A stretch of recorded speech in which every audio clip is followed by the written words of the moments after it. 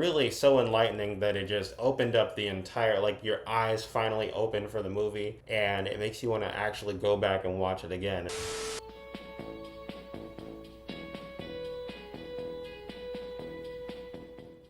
Yo, it's Shiro, this is Shiro's TV, and welcome to an episode of Sinema Junkiez. This is where we discuss everything TV shows and movies, and today we're doing a movie review of a movie I saw very recently at the drive-in, a horror movie known as Weapons.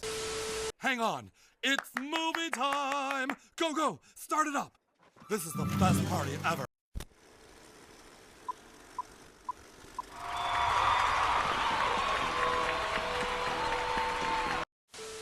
Now, I guess it's more of a thriller, but it's extremely ominous, and I really appreciate all of the subtlety and the energy that comes from it. It's just a really good movie overall, and I'm gonna go through the 6 different viewpoints because the movie is cut up into a couple different perspectives, and we're gonna go in order with those perspectives. And we start with the teacher, who loses a classroom of students.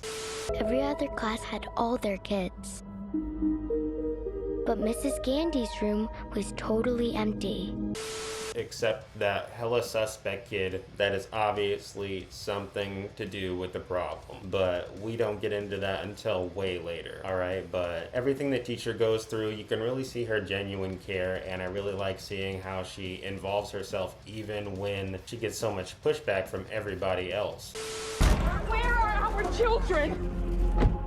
Because they suspect her to be some sort of involvement, like a killer. And you find out in the end she's got like nothing to do with it, so it's like, what the fuck? She just gets shit on.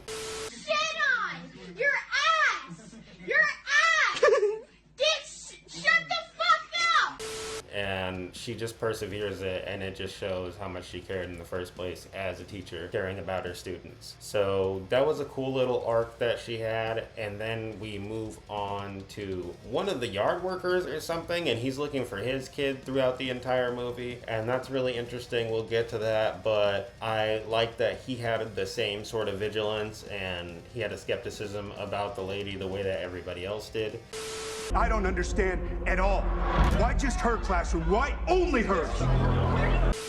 But he really worked really hard to connect the dots in a lot of these occasions and lining everything up, and that was really cool to see, just like his guesswork and his obsession and things in his life going on. But then we move on to the principal, and the principal I feel like was the most tragic perspective because we get the highlight scene of the entire movie, and that is when the antagonist finally shows her face, having her Joker moment, and that is the witch. Now, the fantastical element to this movie is sort of subtle, although it's like a main driving point at the same time. You know, it just feels like a normal missing person story until you get that twist at the end, you know? It's like a subtler version. Like, it's not like she's summoning ghouls or anything.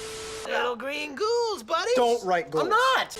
It's like there's one spell and she basically spams that the entire movie, and it basically does anything that her will commands it. And so just seeing him get into the trance and seeing her go about her business because she's done it before and they don't know how to stop her because they don't know what she's doing, that was really cool. Just to see an entire town sort of crumble because of her, that was pretty crazy. But just seeing the way that the principal had to deal with his own husband, I thought that that was really harsh. That was fucking hardcore, and everything he went through once he was caught in the spell, that was really fucking crazy.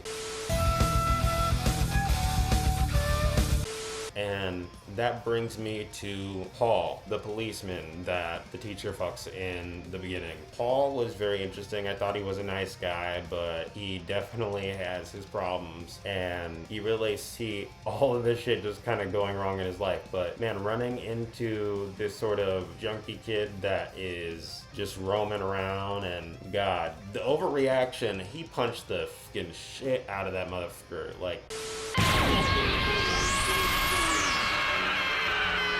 dead ass, like Falcon punched his ass over like a tiny cut and was threatening to like blow his back out. No homo. So I had pity for Paul when he finally confronted the witch at her house and all that shit happened to him. And then we see how that progresses later on. But then we switch to the actual Junkie's perspective, which I found was like the most illuminating part of the entire thing. And it focused so much more on him than it did on the events that surrounded him. But it still gave you a map of the city. It made you more familiar with the streets because he was in them and he was hustling and he was trying to get that rock, bruh. Crack, rock, crack, rock. Crack, rock, crack, rock.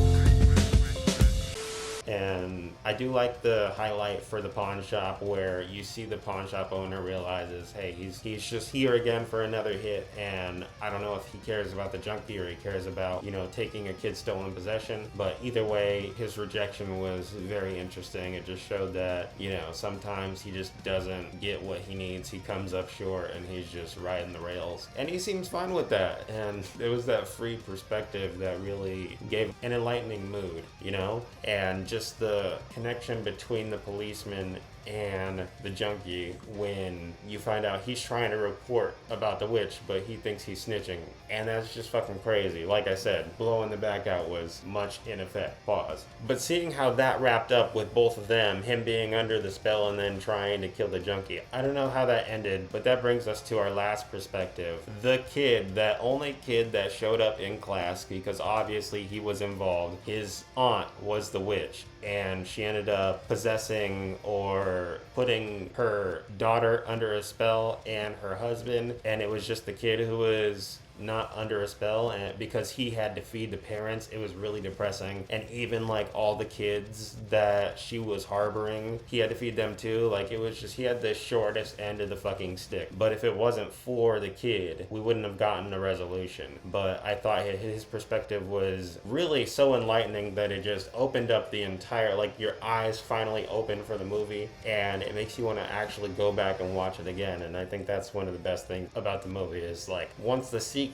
out and you've seen the movie, you can go back with a full perspective from the beginning, and it's a whole different movie. I love double layered movies like that, but I just think it was so cruel what the aunt did, the witch did to her grandson, like just making him watch their parents stab their face. It was driving me nuts. And I was like, holy shit, they hired a kid to do this, and they hired a kid to rip that apart, because that ending that she got was poetic justice when the kid does a spell instead of the witch. Oh no. And then turns all the kids on her.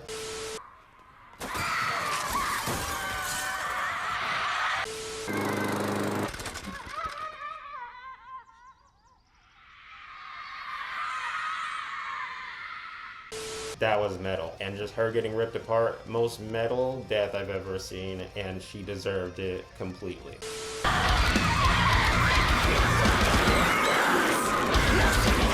So, great ending, great beginning, great middle, everything. I'm giving Weapons 10 out of 10. I did see it in a drive-in, and I don't recommend that for horror movies because you don't get a lot of the shadow work. But even without it, I had a great time. Like, it was a unique experience, but I would go back again and watch it in theaters. But that's my movie review for Weapons. I'll see you peeps next time on Shiro's TV, Cinema Junkies. Peace.